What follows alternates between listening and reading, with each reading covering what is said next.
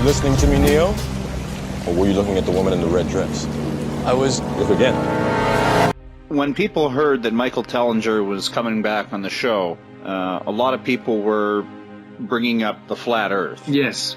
And so when I talked about global elite, global strategies, Yes. that assumes that the Earth's a globe. Yes. We don't have a lot of time, but do you have any thoughts on the flat Earth topic? Yeah, Russell, I was introduced to this flat Earth theory about 2.5 years ago now, and my response to it was like most people: what a bunch of idiots! Are they insane? This is just another infiltration to try and make the New Age movement or the spiritual world. It's to infiltrate and make them look like a bunch of idiots. And I didn't even give it a second thought. I just thought it was a bunch of idiots. What I then did, because it kept coming on my radar, I thought, well, let me look at some of these things, what they say. And then I found very distinctly two areas of information. One which was feeding me some interesting scientific facts, and others which were clearly trolls to try and undermine and destabilize and make everybody look stupid. But obviously, I approach everything with a scientific perspective, and I want to know what's going on. And I've also reached the conclusion that everything we've been told is a lie, and I mean that. Everything from our knowledge of from religion to knowledge of science and technology to quantum physics, to everything we've been told and learned at school, taught at school, is a lie. And the history of our planet, everything's been manipulated, and we pretty much got to start from scratch.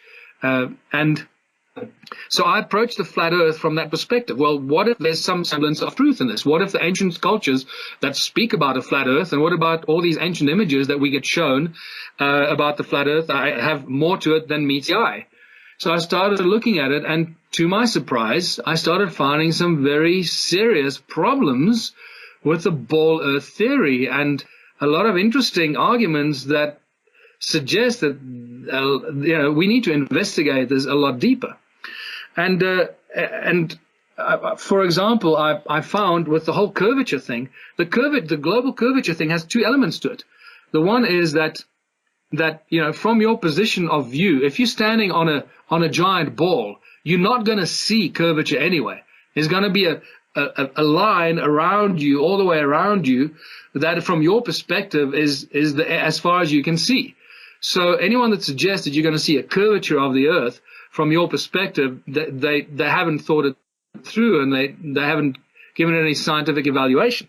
However, curvature in terms of looking into the distance and figuring out whether there is any curvature, well, that was a shock to the system. I always believed that ships disappeared over the edge, and onto the ocean, in the ocean over the edge. And then I started researching that and listening to people from the military and the Navy talking about missiles that they, surface-to-surface missiles that they shoot line of sight, 80 miles into the distance, line of sight, and basically saying, look, if I can't see it, I can't shoot at it.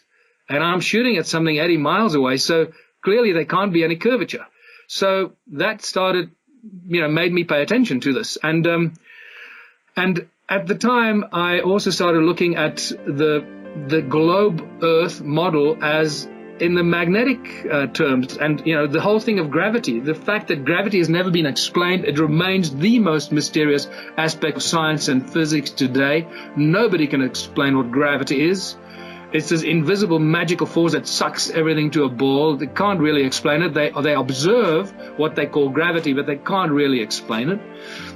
And I started looking at the magnetic effect, and my research into the origins of humankind, the origins of everything in creation, and my understanding of sound resonance, how sound and resonance is the source of everything. And when you read ancient scripture, when you read all ancient civilizations, they all share the same common denominator. Everything emerges, everything in creation comes out of the primordial sound and resonance of the creator or the creative source.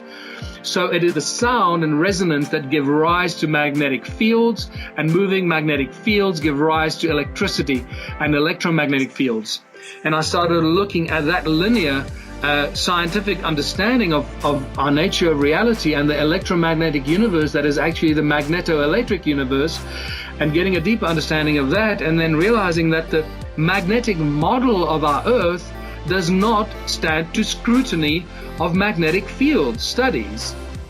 And that suddenly started, making me examine and question the ball Earth theory in deeper scientific with deeper scientific questions.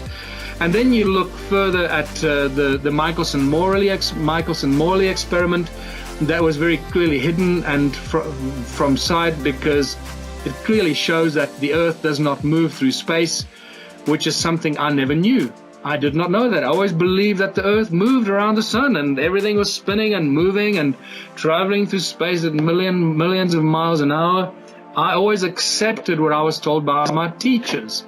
Once again, I had to remind myself that everything we've been told is a lie. So, could the flat Earth versus ball Earth theory be one of those lies that we were told? At this stage, I have my own theories on this, but I also discovered the moment I started sharing my theories from a scientific perspective, I came under such venomous attack from people that I decided to bury it and just not talk about it, because I like to discuss everything and anything, and I invite everyone into the Ubuntu movement, and I expect people in the Ubuntu movement to be open-minded and be prepared to discuss everything and be rational about it and evaluate everything to the best of our ability.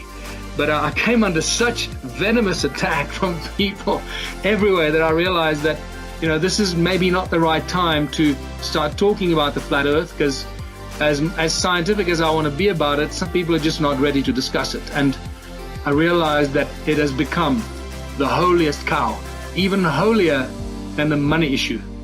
And so for now, it's more important for us to save the world from economic slavery and find a new way out of this enslavement system that we're all born into, than worrying about whether the Earth is flat or a ball.